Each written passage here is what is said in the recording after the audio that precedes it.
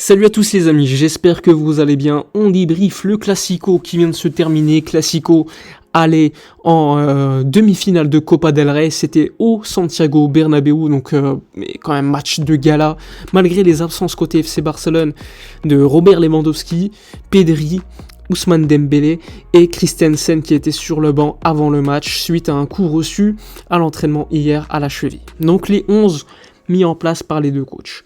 Tout d'abord, le 11 mis en place par Xavi au Bernabéu, où il se disait non favori pour ce match.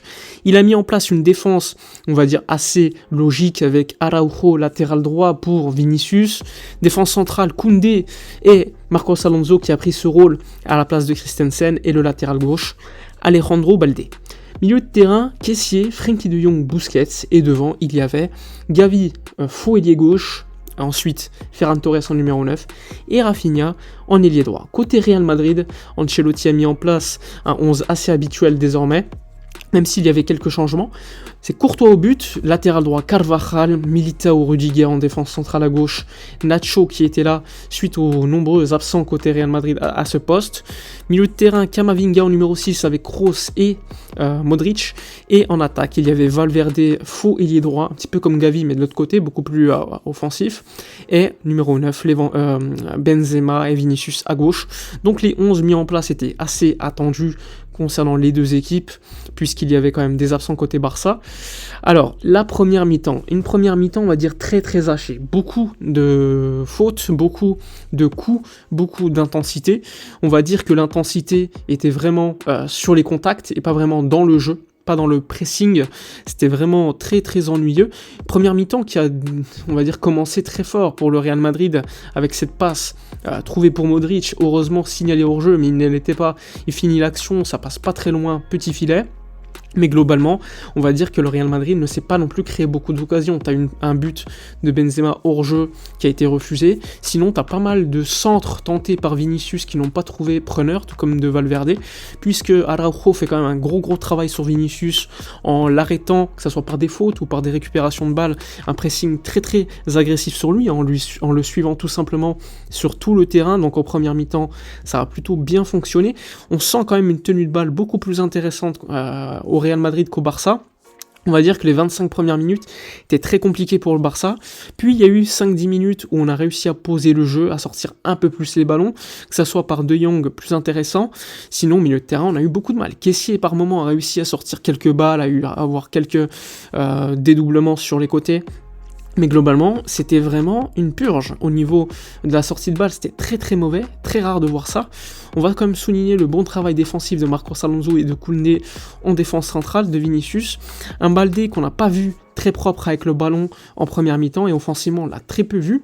Sinon Gavi n'a pas été bon du tout, présent évidemment pour mettre des petits coups, pour faire du pressing, mais dans le jeu très peu présent, tout comme Rafinha et Ferran Torres, même si sur le premier but du FC Barcelone, il y a un travail très intéressant fait sur le pressing à Camavinga et Ferran Torres qui fait une belle passe pour Kessié qui est à la limite du hors-jeu mais qui ne l'est pas. Finalement c'est un but contre son camp de Militao. On va dire que c'est un but contre le cours du jeu. On voit que le Barça a quand même des situations avec beaucoup d'espace en contre, mais on n'en profite pas assez. Après c'est normal, il n'y a pas assez de qualité, on va pas se mentir. Il manque ce numéro 9 comme Lewandowski et les joueurs qui peuvent tenir un peu plus le ballon et qui peuvent partir en contre et être tueurs. Ça c'est quelque chose qu'on pouvait noter en première mi-temps. J'ai vu un De Jong beaucoup plus intéressant pour presser, pour tacler, etc. que les autres milieux, alors que normalement on est censé être beaucoup plus propre sur la sortie de balle. Busquets perd beaucoup de ballons même s'il était au pressing. Kessié pas très intéressant non plus.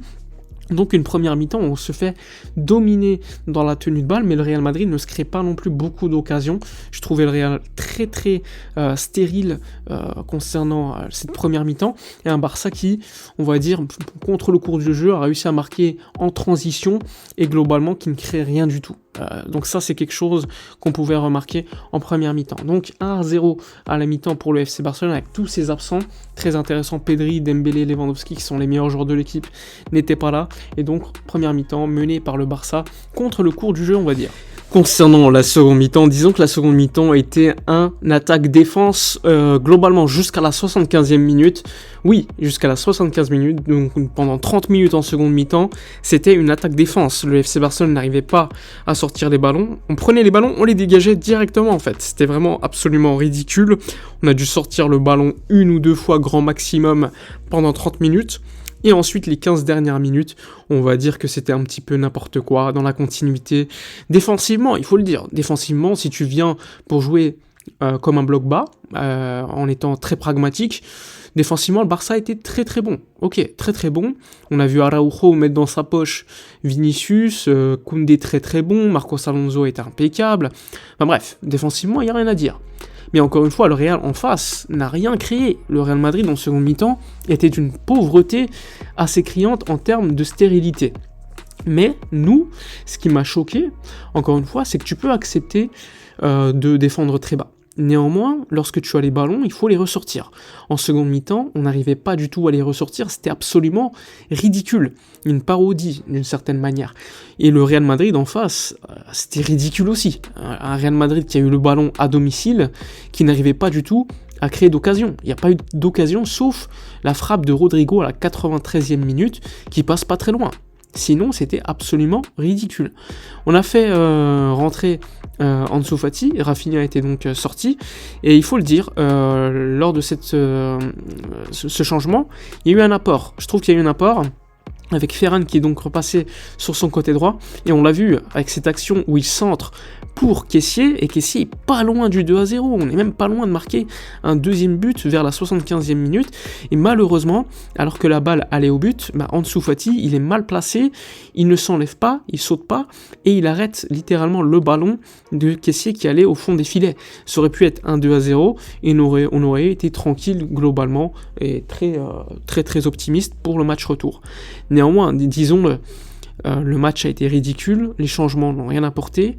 J'ai l'impression que Xavi est venu avec cette volonté, vu les absents, de jouer très bas. Mais encore une fois, les sorties de balles étaient ridicules. J'ai jamais vu un Barça aussi mauvais en termes de sorties de balles depuis très très longtemps.